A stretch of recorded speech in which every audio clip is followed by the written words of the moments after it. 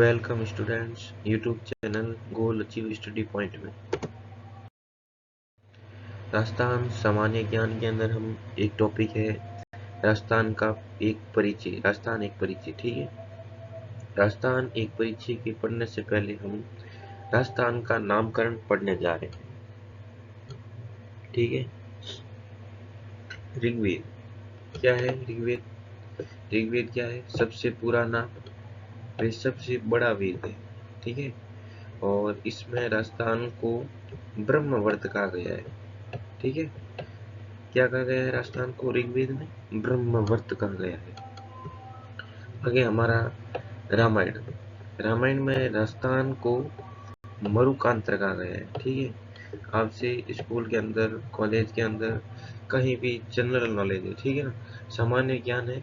सामान्य ज्ञान में जैसे कि कोई भी पूछ सकता है कि ऋग्वेद में राजस्थान को क्या कहा गया था, रामायण में राजस्थान को क्या कहा गया था, ऐसे ऐसे कोई प्रश्न आपसे कोई भी पूछ सकता है, ठीक है। तो हम इसको पढ़ने के बाद हम जैसे कोई भी पूछेगा प्रश्न तो हम बता सकते, ठीक है। तो रामायण का राजस्थानी भाषा में अनुवाद किसने किया था? हनुवंत सिंह जी किकर जी के द्वारा किया गया, ठीक है। मोस्टली ये इम्पोर्टेंट लगा देना,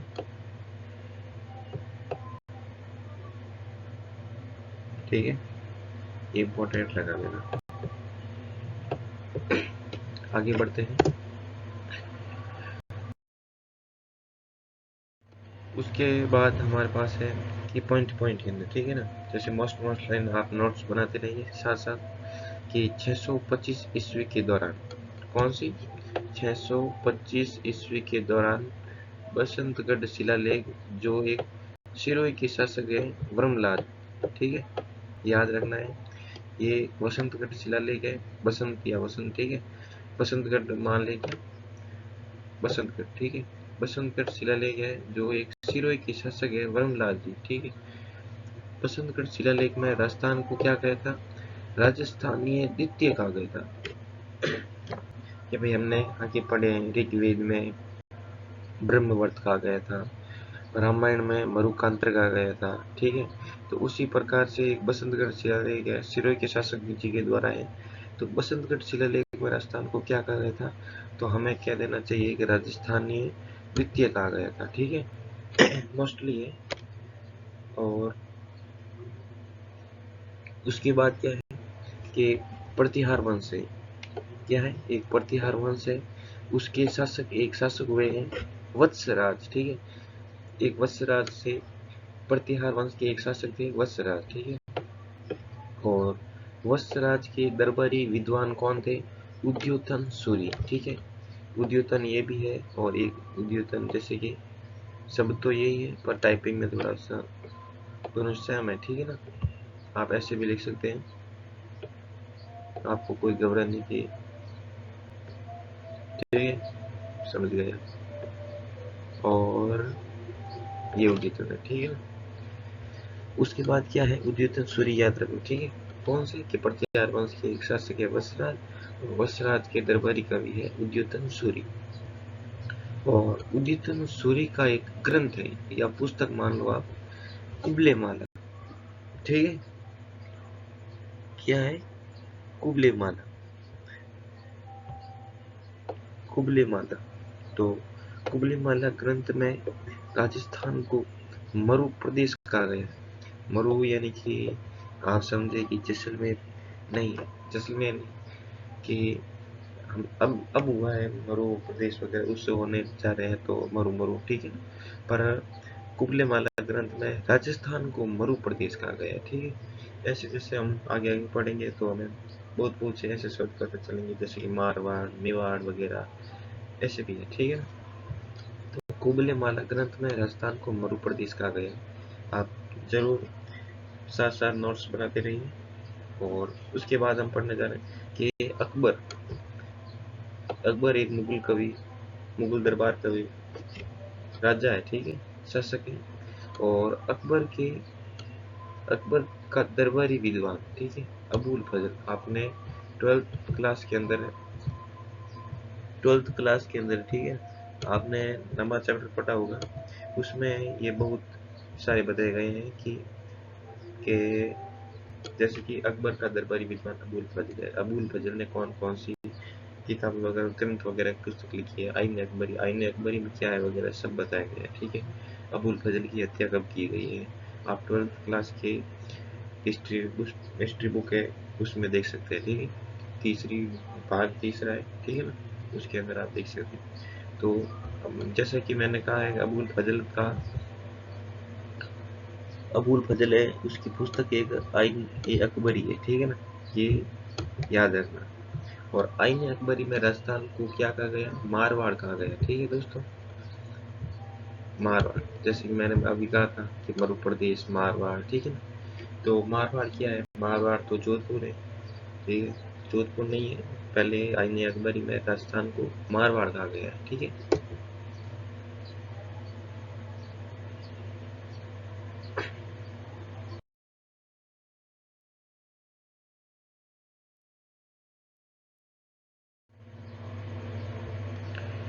अब मारवाड़ का शासक है एक जसवंत सिंह, ठीक है ना, याद रखने योग्य है, जसवंत सिंह मारवाड़। शासक का दरबारी विद्वान कौन था? मुहम्मद नैन सिंह। मुहम्मद नैन सिंह, ठीक है। मुहम्मद नैन सिंह के भी दो ग्रंथ हैं। मुहम्मद नैन सिंह रिख्यात में हम पढ़ने जा रहे हैं, ठीक है, कि भाई मुहम्मद नैन सिंह है कौन है, कि मारवाड़ के एक शासक है। और मारवाड़ के शासक कौन है? जसवंत सिंह है। जसवंत सिंह के दरबारी शासक का दरबारी विद्वान, ठीक है, इसलिए जसवंत सिंह इसका दरबारी है मोहम्मद नैन सिंह। और मोहम्मद नैन सिंह का ग्रंथ है मोहम्मद नैन सिंह रिख्यात, ठीक है। आपको मोहम्मद नैन सिंह याद रखना है और पीछे रिख्यात ऐसे लगा, ठीक है। और मोहम्मद नैन सिंह रिख्यात में क्या लिखा हुआ है? मोहम्मद नैन सिंह ने अपने ग्रंथ यानी कि मोहम्मद नैन सिंह रिख्यात में राजस्थान शब्द का पहला प्रयोग किया गया था, ठीक है ना। ऐसे नहीं कि राजस्थान, मैंने कहा था ऋग्वेद में राजस्थान को ऐसे ऐसे, ठीक है। पर पहली बार राजस्थान शब्द का प्रयोग अगर प्रश्न में आ जाए तो मारवाड़ के शासक जसवंत सिंह, और जसवंत सिंह के दरबारी विद्वान थे मुड़ोत नयन सिंह, ठीक है। ऐसे पूछ सकते हैं कि राजस्थान शब्द का प्रयोग किसने किया? तो मुड़ोत नयन सिंह। और मुड़ोत नयन सिंह ऐसे नहीं, और राजस्थान शब्द का प्रयोग किस ग्रंथ में किया गया था? तो मुड़ोत नयन सिंह रिख्यात में आप डायरेक्ट उत्तर दे सकते हैं, ठीक है। एक मारवाड़ ये है, मारवाड़ दोनों सेम ही है पर अलग अलग शासक हुए थे, ठीक है ना। तो हम एक और शासक है, मारवाड़ का एक और शासक था अभय सिंह, ठीक है। अभय सिंह, और अभय सिंह का शासक, अभय सिंह तो शासक था, ठीक है। अभय सिंह का एक दरबारी विद्वान था वीरभान नाम से, ठीक है, वीरभान है। और वीरभान का एक ग्रंथ था या पुस्तक थी राजरूपक, ठीक है ना। तो राजरूपक में क्या कहा गया था कि राजरूपक में वीरबाण ने अपने ग्रंथ में दूसरी बार आस्थान शब्द को, यहाँ पर कोई मिसप्रिंट हो गया, वीरबाण लिख देना, ठीक है, इसको कर देते हैं और वीरबाण लिख देना आप,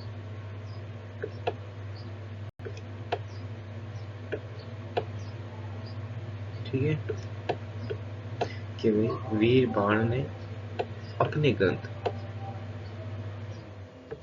वीरबाण ने अपने ग्रंथ में दूसरी बार आस्थान शब्द का प्रयोग किया गया था।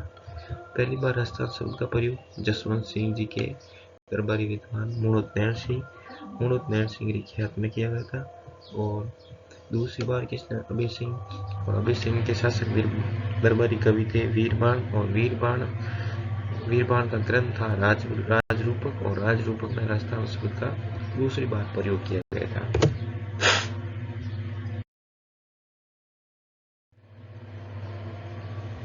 ठीक है।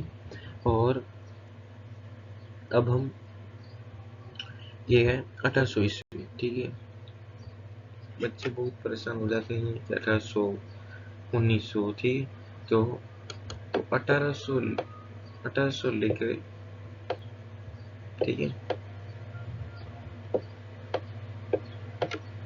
1800 लेके 1899 तक, ठीक है ना, ये कौन सी सदी होगी? 19वीं सदी, ठीक है।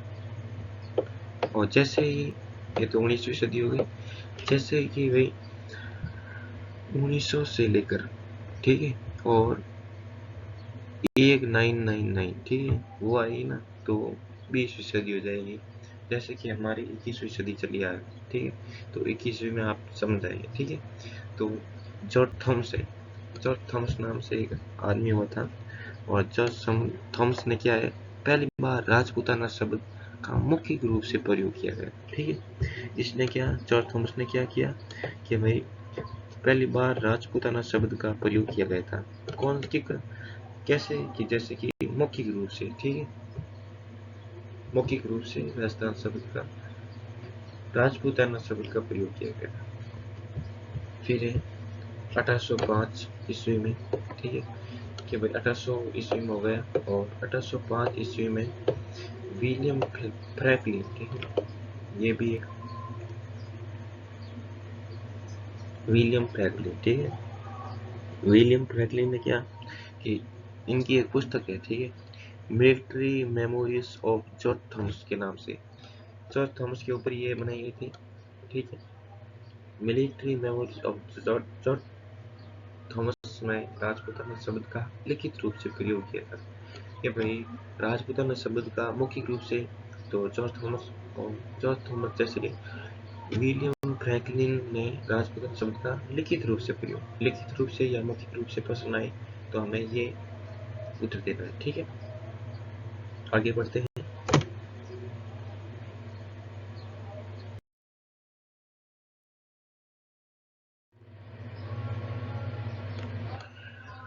तो उसके बाद क्या है, कर्नल जेम्स टोड। तो कर्नल जेम्स टोड जी के द्वारा क्या है कि 1829 ईस्वी में इनकी एक पुस्तक है, एनाल्स एंड एंटिक्यूरीज ऑफ राजस्थान, ठीक है, एनाल्स एंड एंटिक्यूरीज ऑफ राजस्थान के नाम से 1829 में कर्नल जेम्स टोड के द्वारा प्रकाशित हुई थी। और कर्नल जेम्स टोड को राजस्थान इतिहास का जनक भी कहा गया है, ठीक है, राजस्थान इतिहास के जनक किसको कहा गया है, तो कर्नल जेम्स टोड को कहा गया है। और टोड की पुस्तक है, टोड की पुस्तक में हमारे परिचित हेतु राजस्थान शब्द का प्रयोग हुआ था, ठीक है ना। और नॉर्मली आपको पता ही है राजस्थान शब्द का अर्थ क्या है, तो राजस्थान शब्द का अर्थ है राजाओं का घर। टोड ने पहली बार, ठीक है, टोड ने पहली बार व्यवस्थित रूप से राजस्थान शब्द का पहल प्रयोग किया गया था, ठीक है। और टोड ने राजस्थान को राजस्थान भी रजवाड़ा भी कहा गया, ठीक है, हमारे यहाँ मिस प्रिंट हुआ है और यहाँ रजवाड़ा, ठीक है।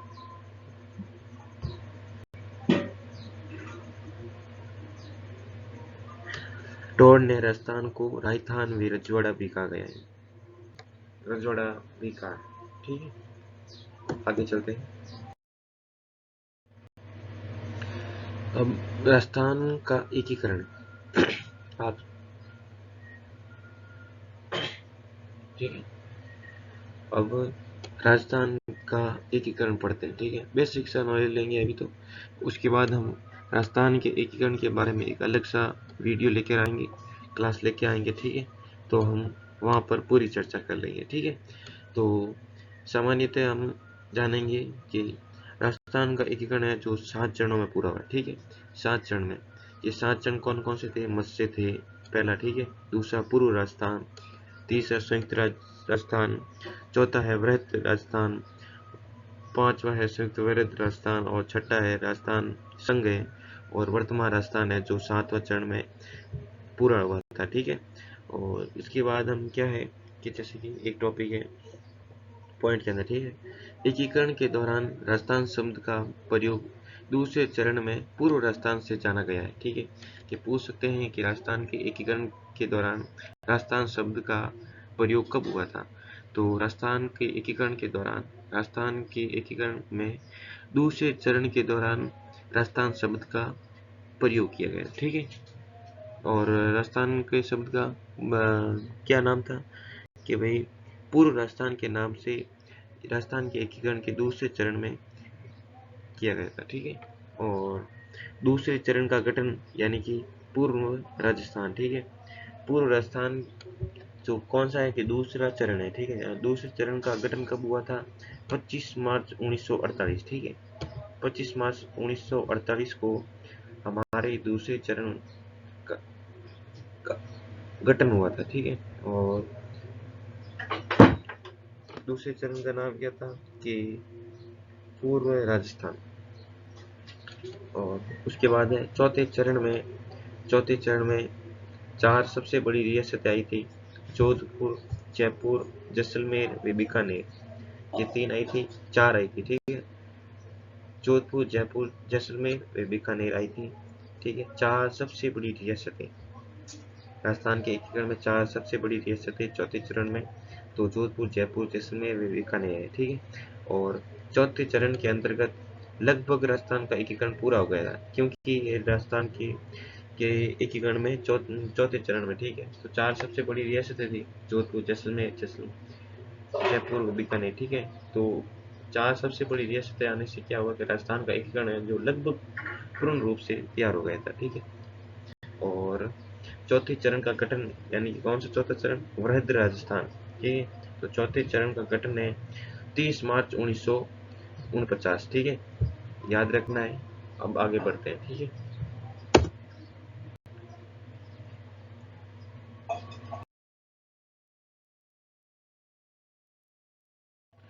उस उसके बाद है राजस्थान के एकीकरण के, हम वही टॉपिक पढ़ रहे हैं, ठीक है। आपको और साथ में नोट्स बनाते रहिए।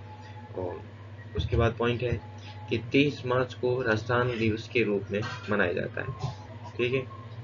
राजस्थान 30 मार्च, आपसे जीके में स्कूल के अंदर पूछ सकते हैं कि 30 मार्च को कौन सा दिवस है या राजस्थान दिवस कब मनाया जाता है, तो आपका सटीक उत्तर आना चाहिए 30 मार्च को राजस्थान दिवस मनाया जाता है, ठीक है।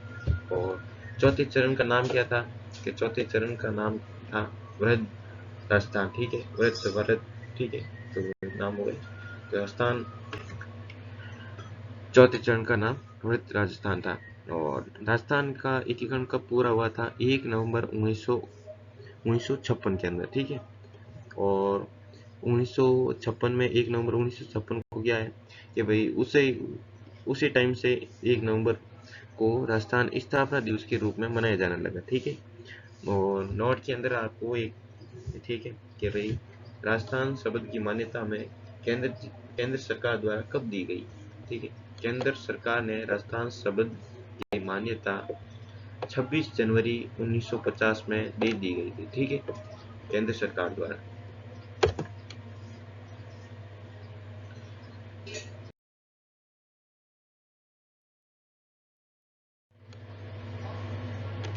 तो यही हमारा क्लास यही हमारी क्लास समाप्त होती है। और आगे हम टॉपिक है जैसे जैसे लाएंगे, आप देखते रहिए। आपका सामान्य ज्ञान है जो मैं पूर्ण रूप से तैयार करने का कोशिश करूंगा, ठीक है। मेरा नाम है उपनीचंद, और thanks for watching the video.